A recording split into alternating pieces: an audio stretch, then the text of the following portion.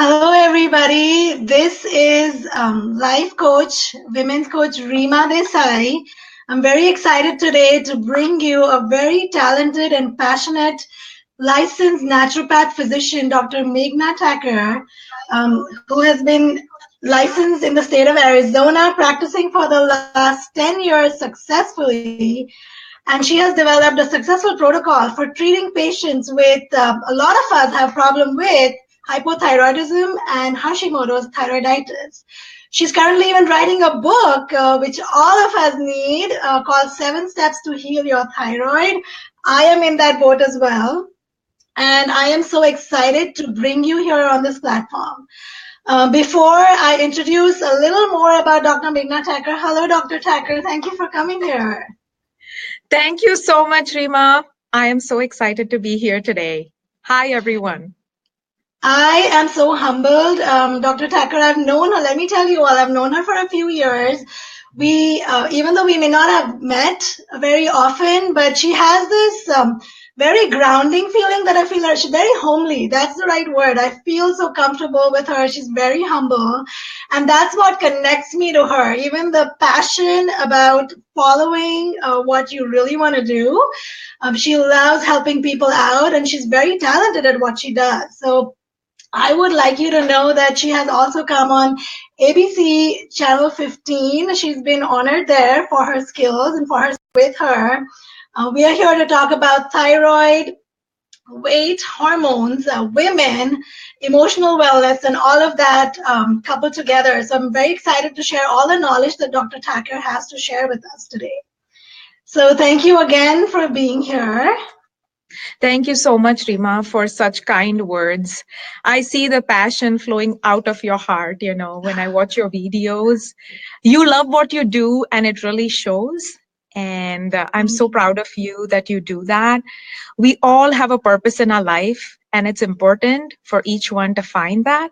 And then just shine your light, So Love that. Shining your light. That's so beautiful. Small words, but very powerful. Mm-hmm.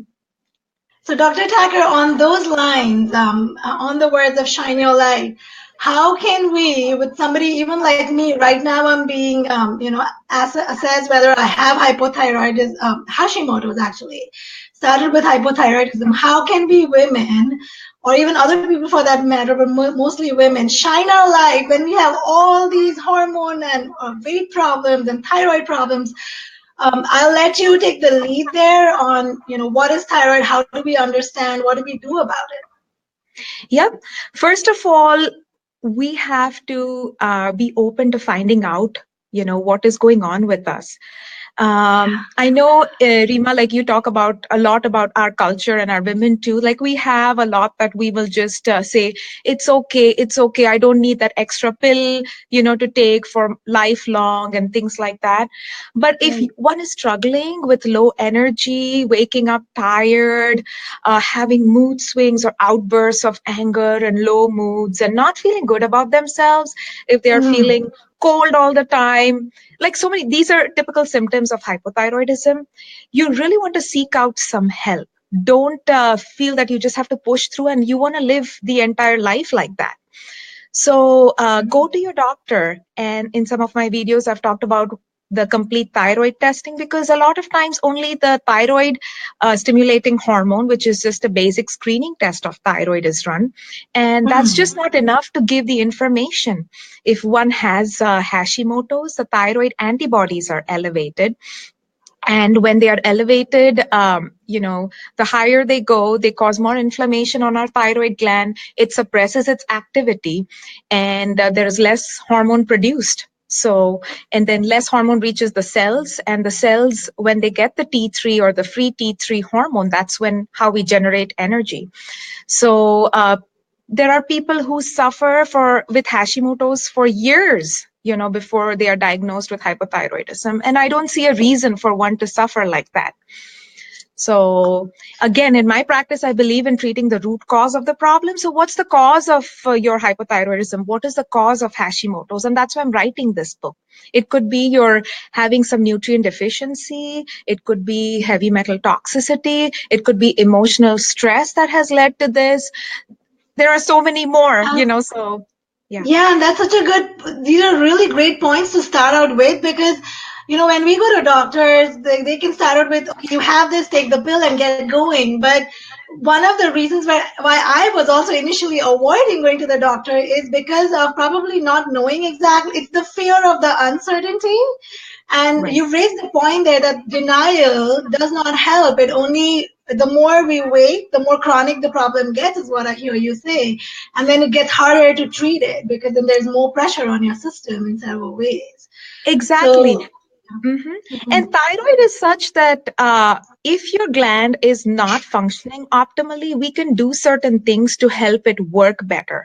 After a certain point, a need of a medication may be necessary. If we are not going to do that, it will just, basically keep shutting down more. And we are actually doing more harm to ourselves. Your heart rate will slow down. The lipid levels, your liver will not process the lipids that well. So actually things start building up in the arteries. One becomes more prone to heart attacks. interesting. There are so many things that are related. Wow. We are correcting the deficiency by correcting your thyroid so that everything works right in your body. So think about it like this, people. Like when your thyroid is slow, everything is slow. Your metabolism is slow, your moods are down, your digestion is slow, you're more prone to constipation, you're gaining weight very easily, even though when you look at food, because your metabolism has just slowed down. So And we then are your not. relationships go down and career goes down and it affects all other areas of our life. Exactly, yeah, because your brain will slow down, so your brain foggy. You can't concentrate on one thing. All of that. So absolutely. So if you're So then having how symptoms, go. Hmm. Right. So one of the questions that I have personally, I'm sure there are many other women who would be with me on this thought is it's so scary in today's world. We don't know who's the right doctor. We don't know if doctors are giving us true diagnoses, and if we really genuinely need that pill or not. And that was one of my reasons for avoidance. I don't want to fall into a pit. So do you have any suggestions for us over there? Like, I see you, I know you now, I can trust you, I know you personally, but if I don't have that opportunity, what should I do? That's a good question. It's you want to talk to your doctor openly about this, and if you're not getting satisfactory answers, you want to seek out to find the right doctor who, your doctor shouldn't be somebody, because I have patients who sometimes go to their doctors and, they are just kind of shut down. They're like, oh, you have all these problems, and probably just prescribe some medications to them thinking, but I believe you want to, be open. The doctor needs to be open to listen to their patients, and treat beyond the blood work, also. That's very important to me. Yeah. And personally, I relate to somebody, so like you said, I always have a lot of questions. I want to get all the details to know what I'm committing to. And I see the difference. There are some doctors who are friendly and open to it, and that'll keep me going to that doctor. Yeah. And to some extent, I think we can see how genuine a doctor, to some extent, like they will not, a doctor I feel who wants to rush me without giving me Right. enough explanation is not a doctor I want to go to. Exactly. You want all your questions answered. You never want to feel rushed when you go to a doctor. So, yeah, that's what I felt when, I took my son to his optometrist recently. The doctor was so nice and kind and answered all kinds of questions. And I just felt satisfied, when I left from the office. Right. And so with your journey of being an empath, when you really want to serve and help others, what Yeah. can you tell us about either any challenges or what have you learned about like women and thyroid and, and it's also, I've heard it's growing so much in number. So any light that you want to shed on any of these areas? Absolutely. I highly recommend The Survival Guide of an Empath by Dr. Judy Orloff. Oh, I really? am an empath, and I have learned in these last couple years how to set my boundaries because of my giving and big heart. I have always previously, gotten into situations where I was always the giver. I was either the people pleaser and never saw my needs before.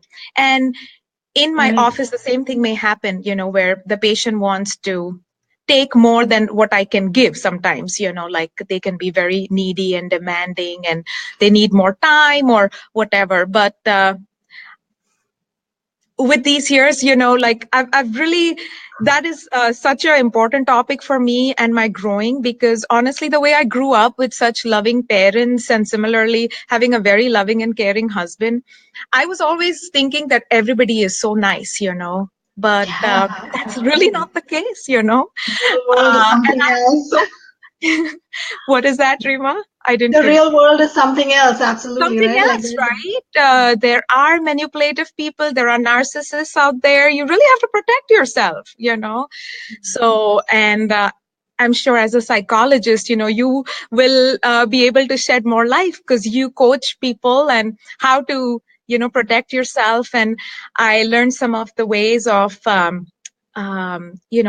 some of the practices is like, when you go in the big gatherings, you can imagine that there is like light around you and you're in the happy center, and that all these different energies, don't let them inhibit you in a negative way, because you're happy inside. Be your true self, basically. so, So, related to that, because I've heard some I keep hearing that a lot, that thyroid is related to stress. Now, I don't, you will be able to help us shed more. Is it only about stress, or do you often see that? Is it more related to women that you see who are stressed, or what can you share on this one? I have this one whole chapter on emotional healing on my thyroid, and that is one big cause that puts one into hypothyroidism. Hypothyroidism is definitely more common in women. Um, I'm not sure. I think we do take stress more easily than, men, or we cope with stress differently. And we wear so many hats, as a We do. mom, as a professional, and so many other relations, as a wife, as a sister, as a daughter, etc., etc. And Right.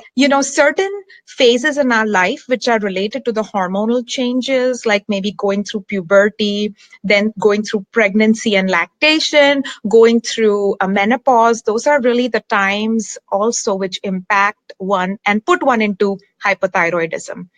So, emotional well being is extremely important, and emotional stress is a huge factor. Personally, for me, I think it's a big factor that led me into Hmm. having Hashimoto's and hypothyroidism.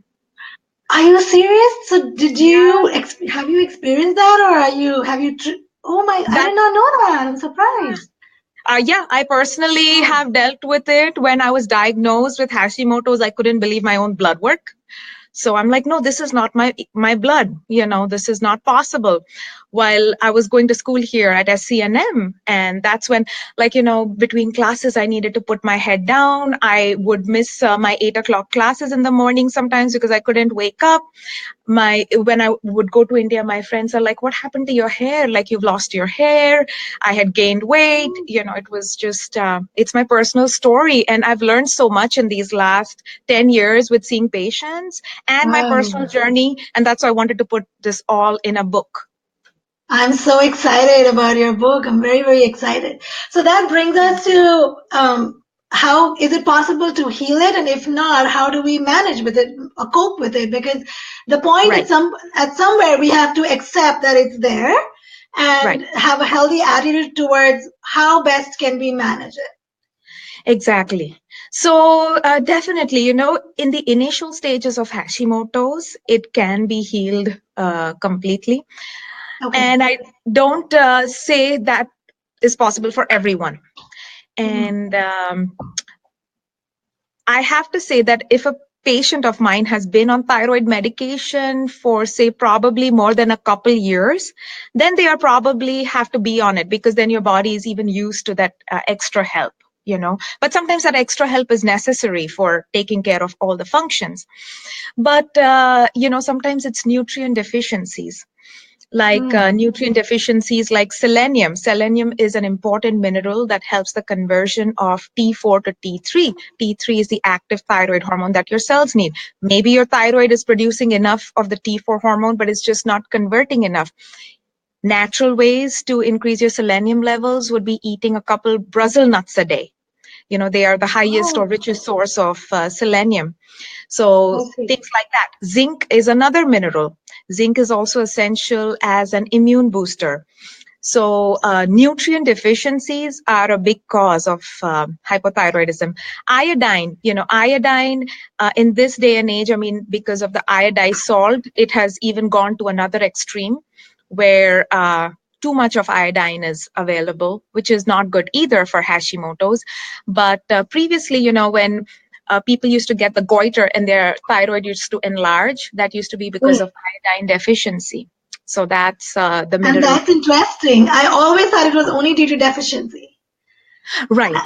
Right. Mm-hmm. And I've heard that if you're living in a dry area like Arizona, then the tendency to get hypothyroidism or thyroid disorders is more. I don't know if that's a rumor.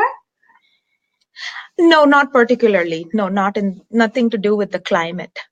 No. Oh, okay. See, there Yeah. we go. So all those rumors that we have in our mind, like they stuff my mind because then my mind is Right. going, is it this? What is the cause? And I'm trying to remove the cause because I don't want the disease anymore. And Right. okay, Right.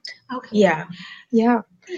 Would you So, share a little more about, like, you had a lot to share about what kind of tests to do, and right. the difference between hypothyroidism and Hashimoto's. So if you could quickly run us through that. Absolutely. So Hashimoto's, is in my case, I was diagnosed with Hashimoto's when all my thyroid tests were normal. My TSH was normal, the free T3, free T4, all the tests were normal, but that's when my thyroid antibodies were elevated. So I would like to explain the concept of molecular mimicry. And Sure. I don't want to make it too complicated for our audience, but what happens is, say, if I eat something, and if I'm eating gluten or dairy, and maybe I have leaky gut, what that means is my intestines have these tight junctions which loosen, and these molecules that are not very friendly to my gut are passed into my blood. And the antigens on the thyroid gland, like the proteins, will attract the gluten, dairy, and the regular. So basically, what I'm trying to say is that sometimes the antigens is not able to differentiate between these molecules, where they can, the antibodies are created against the thyroid gland because there are other similar structures.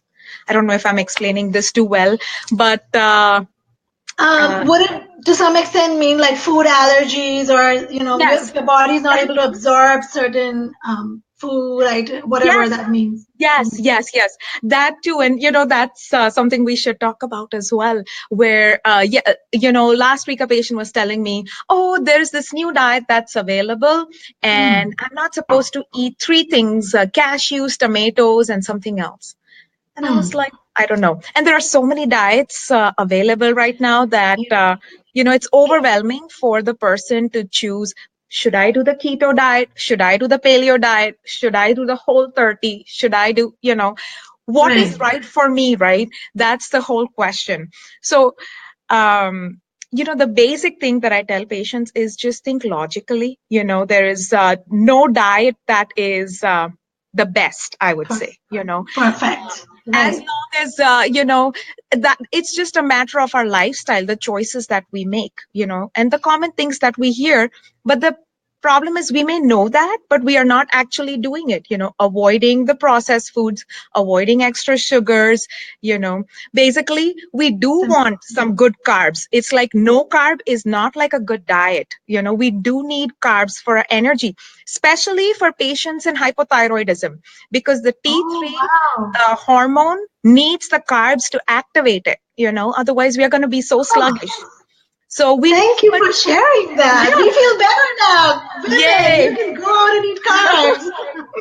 Healthy Now, carbs. again, the important part is what carbs do you choose, right? That's the important part. You don't go and eat like garlic bread or this. And that's funny too. Like patients tell me, oh, I'm completely gluten free. I'm like, okay. And if they're Indian patients, I just don't eat chapati, but then they're eating all kinds of bread. Yeah. So I'm like, what are they even thinking? What is gluten? Like, but Right. Anyways, coming back to the diet, I don't think any diet is the best diet, although I do offer some diet plans in my office to kind of Okay. jumpstart the metabolism, help to lose that weight by burning fat. But then lifelong or lifetime, it's the lifestyle changes that we make that's more important. So a balance of protein, carbs, and healthy fats is very essential. We do need a good amount of protein with each meal. We do need a moderate amount of carbs, and we do need some healthy fats for the satiation part. But beyond Okay. that, we all are unique. We are all there's a concept of bio individuality. What I can absorb and digest, you may not be able to. If I have leaky gut, maybe you don't have that. So the food sensitivity test does help find out what is causing inflammation in one's gut. Oh, So okay. Right. that is one important part, but I really want to get into the genetic test. Okay, so Sure. that's, I think, the future of medicine. Like I have one of my What's in your colleagues who, yes, just had a talk about your DNA is not your destiny, but how these genetic panels help us. Because Right. I did my weight management panel, and it had 5 genetic markers that it tested for. But it was so accurate for me because last whole week, Rima, I was having all kinds of nut butters. Like at the end of the day, when I'm done seeing patients about 4 o'clock, I have to pick up my boys, and I Mm. eat an apple usually. But I'm like, okay, I want some butter with it, nut butter with it. And I kept eating it, and boom, I gained 4 pounds. So Totally my story. Oh my God. That's me as well. so basically I was like, oh God, but what my genetic test for the weight management panel showed that fat for me directly converts into fat. So it may be good. So that is the reason, like, some patients will lose weight on the keto diet, but for Ah, somebody like me, I will gain weight on the keto diet. And that's what happens when patients come to me. They say, I followed this keto diet and I've gained 15 pounds and I kept following it, and giving it time. So the same thing for me, but somebody else will lose weight on it. So there is no that is perfect diet. We have to get to the cause of the problem, our genetic makeup, what our body, can digest and absorb, what causes inflammation in my gut, which doesn't cause in yours. So there are tests to find all these things out, which is very important. ne- I could have never thought that any test, any diet can cause somebody to gain weight. So, man, that is new information for me. Yeah. That's Yeah. neat. Yeah. Um, Can I share one more story? I got excited. yes, please. Or We're here to keep me like on path, inspire don't cut me everybody. off. Yes. But Please go ahead. I want to share a story about a patient with hypothyroidism. So Hmm. she was on treatment. She was on thyroid medication for many years. Her thyroid numbers were good and everything like that. Maybe I shared this in one of my videos. But the problem with her was she was following the paleo diet, and she was eating like 6 to 8 eggs a day. And she thought it was the best diet ever, and it could be for somebody else who could digest the eggs, but her food sensitivity test showed that she was highly allergic to eggs, and just removing them took away all her hypothyroid symptoms. So that was like, Oh my goodness. Are you right. kidding? No, yeah. I need So magic like that. it was like Um, her thyroid antibodies, Rima, were more than 4,000 when I checked them, when she was eating ooh. 8 eggs a day. And in matter of 6 weeks after removing it from her diet, we rechecked it, and her thyroid antibodies had come down to about 3 or 4 hundreds. It was awesome. Oh, wow. But Yeah. yeah, that is amazing. That would be just pure magic to me.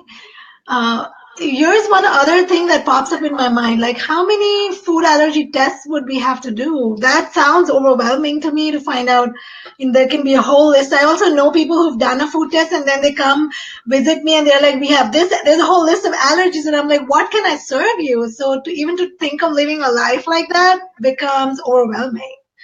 Right. Um, No, it's a very simple blood test. It's a one-time test. It's a non-fasting blood test, and it checks for 155 foods. So that's wow. it. And then Okay. the lab may probably contact me if they think they want to run any additional tests. Then If they want to separate out like the 4 different proteins in the food, like say for dairy, to find out if the patient tested positive to dairy, to find out if they can eat cheese or milk rather than avoid both, so Oh, okay. but it's a very simple blood test. That's interesting. Okay. All right. So, in just a little bit, we will be allowing our viewers to ask questions Okay. about hypothyroidism and Hashimoto's, or weight, women, etc. But I would still think, if I need a little bit more clarity for me to know, what is the difference between hypothyroidism and Hashimoto's? Got it. So Hashimoto's is when the thyroid antibodies are elevated. There is inflammation on your thyroid gland, which is suppressing its activity. Okay. You may not be completely hypothyroid blood work wise, but you may be suffering with all the symptoms with Hashimoto's of hypothyroidism. And a lot of times when Hashimoto's goes untreated, it will lead to hypothyroidism. Hypothyroidism is clearly a state when your body is not making enough thyroid hormones. So the tests will come back low on the blood work.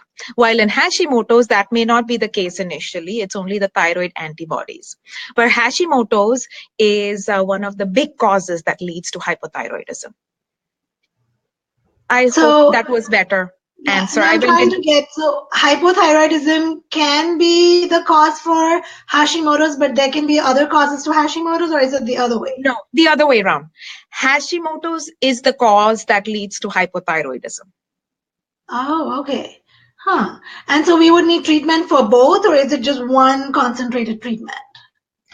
No, it can be both, So if somebody is clearly hypothyroid, they may need the thyroid medication, and the choice of the medication is also very important, I like the medications that come from the natural source, actually, which provide the T4 and the T3 hormones. While for Hashimoto's, here, I have it right here in my office. Yes, sure. My favorite supplements is Thytropin by Standard Process. This supplement company is like 100 years old. And what this is the the RNA and DNA extracted from the gland of the animal, and it's concentrated. So when one is diagnosed with Hashimoto's initially, and if I'm giving this medication, it helps to lower this inflammation on the thyroid gland and help it work better. So if somebody is not ready for medication based on the blood work and everything, this will help the thyroid work better on its own initially. That is wonderful. Thank you and that's why we are here, to know the difference between naturopathic ways to heal hypothyroidism and Hashimoto's. But before we jump into that, we have a good question here from Harpreet. And the question is, what about Candida cleanse? If I said that right, Candida cleanse. What about the Candida? Okay, so a Candida is a species of yeast, and there can be yeast overgrowth, internally that we can see, especially in the gut, So for the Candida, people who are tested with Candida, it can be tested easily via a comprehensive stool test. Now, I have to share my story. Again, I don't want to bring that in, but when I had a stool test with a regular lab like Sonora Quest, everything came back just fine. But when you do this more comprehensive lab, which looks into the different parasites, Candida, all the bacterial overgrowth in the body, we get a really big picture. So in that case, that's how we can diagnose Candida. And when one is Candida positive, the patient has to completely go off sugar in any forms, that would even include like maybe the sweet fruits for a while. Also, things that have yeast in them, like say wine, cheese, breads. So yeah. Mm-hmm. So when you go off of it, say for 90 days, that will kill all the Candida, because they will be starving for food and they won't get any. Drink plenty of water with it. And then there are certain herbs that can be used, to kill the candida as well. So Okay, that can yes, be. thank you for asking these questions. I would like to let the audience know. Thank you for your questions. Keep asking more questions, and in a little bit, we will be going to what all of your personal questions that you would have regarding hypothyroidism and weight and Hashimoto's.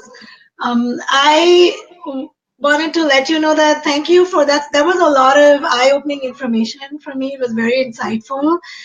And it's good to know, it's reassuring to know that there are naturopathic ways. If there's anything that you need to add to that, besides the chemical pill that we need to put into our bloodstream every day. Right. Also, Harpreet, the supplement that I like to treat candida is called Phytostan. It's Phytostan, Phytostan by Integrative Therapeutics. It's a really good combination of natural medicine and botanical medicine that will kill the yeast or candida in the gut. I would like to, though, let the audience know that please do not self-medicate without a doctor's, Yes. correct? So if you, Yeah, please because just Google jump is everybody's best friend. Yeah, and we just Google things and, find our own ways, but best to get, help for sure. Even from my practice, my personal practice, and even practicing in astrology, there is so much nonsense out there on the internet, to be honest. It sounds a little harsh, but I have seen it can cause you mental distress to read some things that are really just not true. So definitely take medical advice, professional advice. Dr. Meghna Thacker is here to help you out. Please don't try to self-medicate we never know if we have the right information and complete information in that case. Yeah. And so, Dr. Meghna Thacker, would you like to share something about your practice here in Arizona, and where can our viewers, audience find you, and all of that? Absolutely, yes.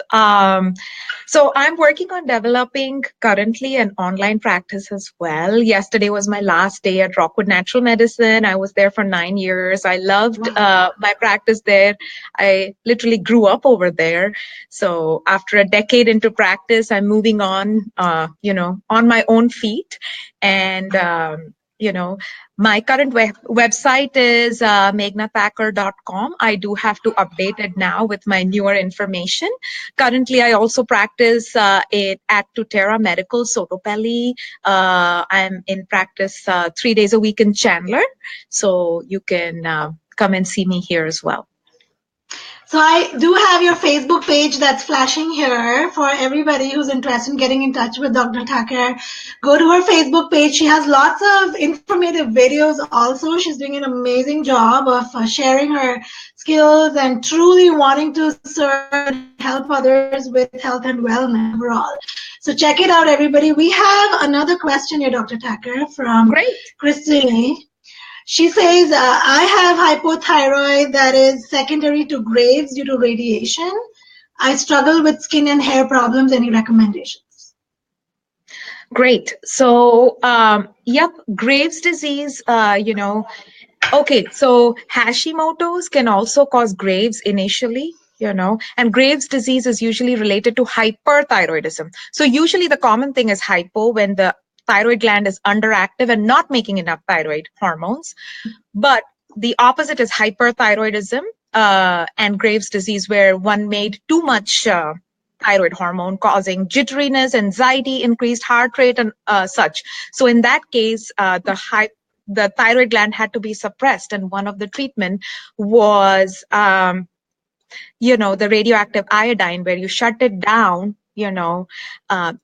and then which leads to hypothyroidism, because now the thyroid has been shut down, unfortunately. I have to say, there is great natural treatment for that too. There are certain herbs that work really well, and I've used it successfully in patients with hyperthyroidism. So before going through treatments that shut down the thyroid gland completely, look into these kind of treatments too, with herbal medicine.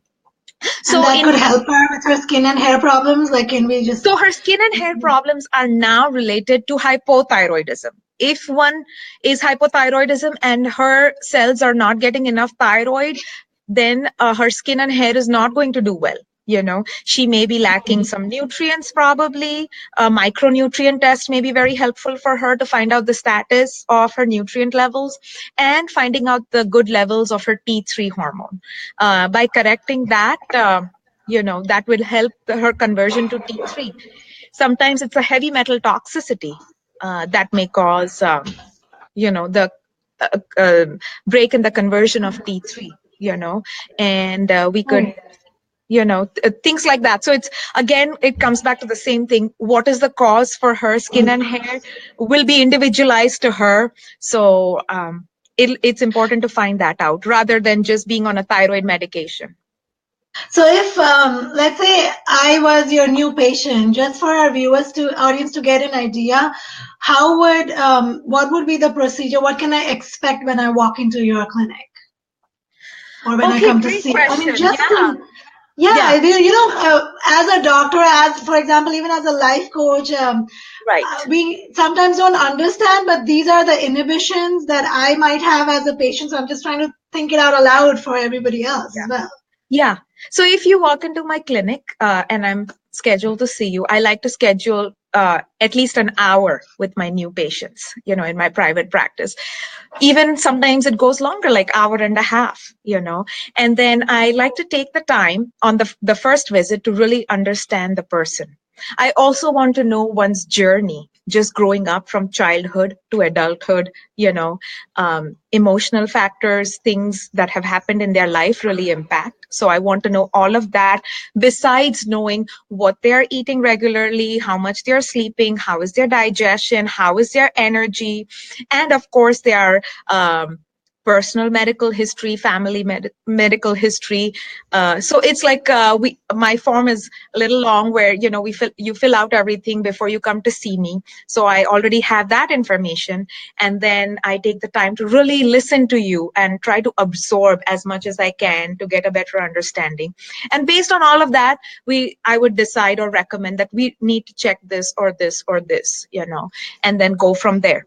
So That's very supportive. I already feel like I'm in a mother's arm, being cuddled, oh, knowing that this is a safe place for you to come and share who you are. That's such a great approach. right. Yes. And I know as a life coach, Rima, you offer that and you understand that, holistic approach. It's our mind, body, and soul, the trinity of life, right? That we need to be balanced in. It's just not the Absolutely. physical outlook, or just the mental, or, it's everything. Right, right. Yeah, so everybody please know that you're going to get a lot of emotional wellness also from Meghna Thacker. It's not just about treating your condition, but feeling healthy as a whole individual. And what about hormones? Is there any connection? Like you mentioned about the menopausal, premenopausal phase. Is there any quick insights that we can get as women into Yeah. that? I don't know how quick I can keep with the hormones. I love that. I really want to bring that awareness to our Indian women. Don't be scared of the word hormones, ladies. Hormones, it's, made by our endocrine glands.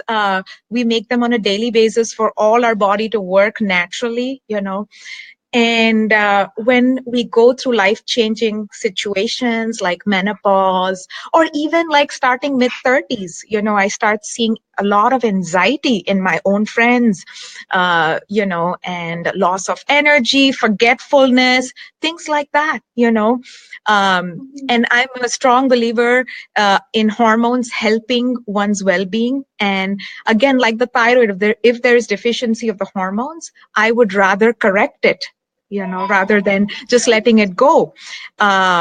Being a naturopathic physician, when I learned about the hormones and replacing hormones, I'm like, no, I cannot do this. It's going against the nature's law and everything. But I saw it in practice, and that's a really huge part of what I do. I do use natural bioidentical hormones. So the source of it is from plant-based things like yam. In the lab, it's made into the exact structure of estradiol, Wonderful. testosterone.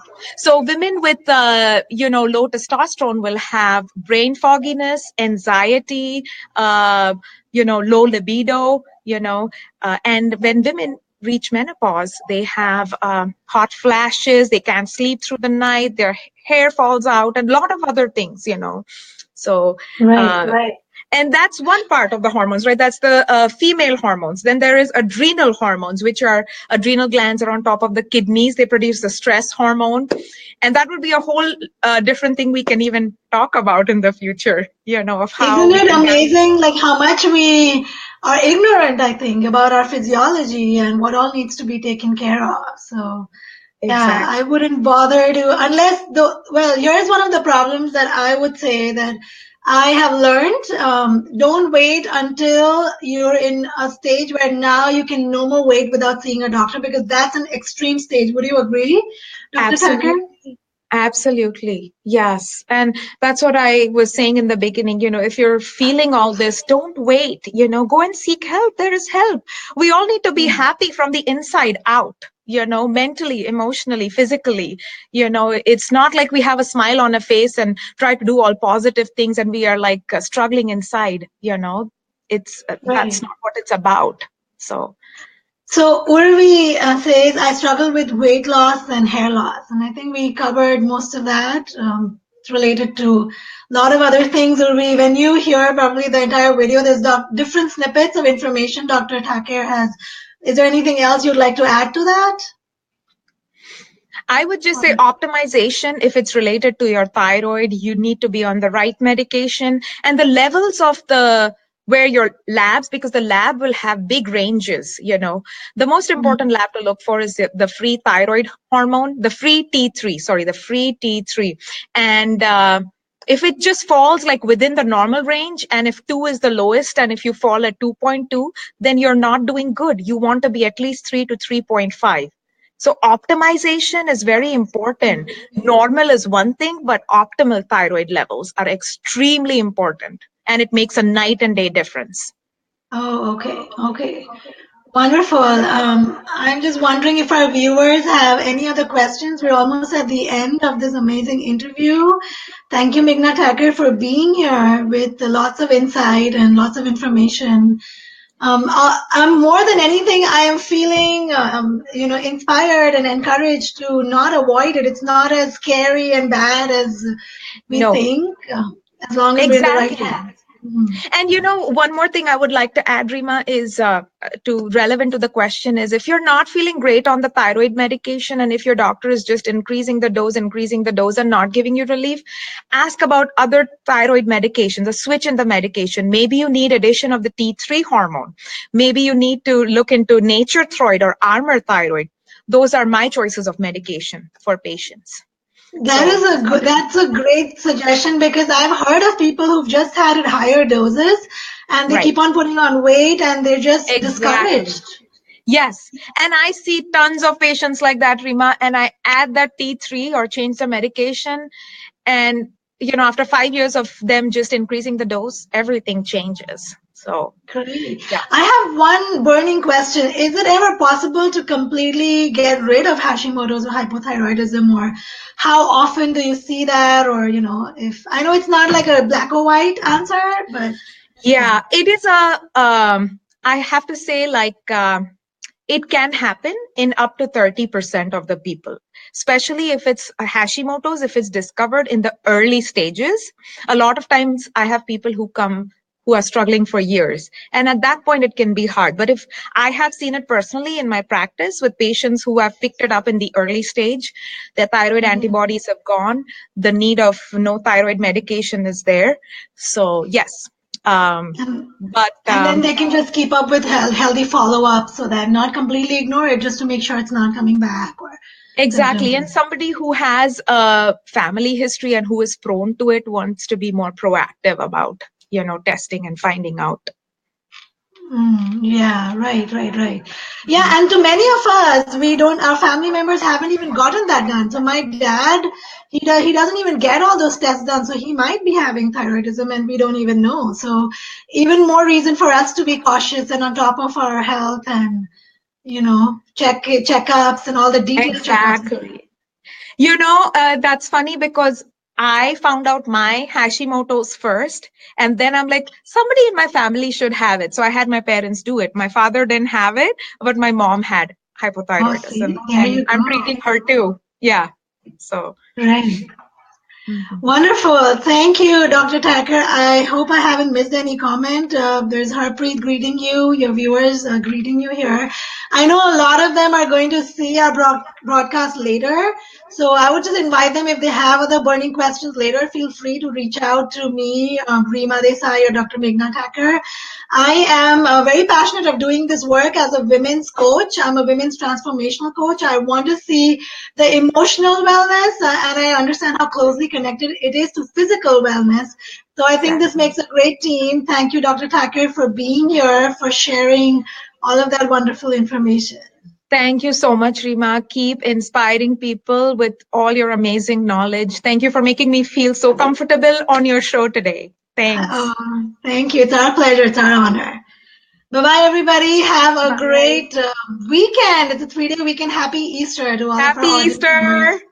who Yeah, I have celebrate a it. fun basket that my colleague brought in today. I thought it was so pretty with Oh, the roses. So, oh, cute. yeah. I would like to not exactly congratulate. It's a new life phase for you. So all the best for that. Thank you so much. Yeah. Would Thank you like to you for your share anything with your unconditional new love. venture? Yeah, Yes, thank you. Thank you. We need more people like you. like us, more women, all us together, and more women stepping into their passions and true power. Absolutely. Be your true, authentic self. Let your light shine, people. Yeah. Woo! Woohoo! All right. Thank Okay, you. Rima. Bye bye. Thank you. Bye.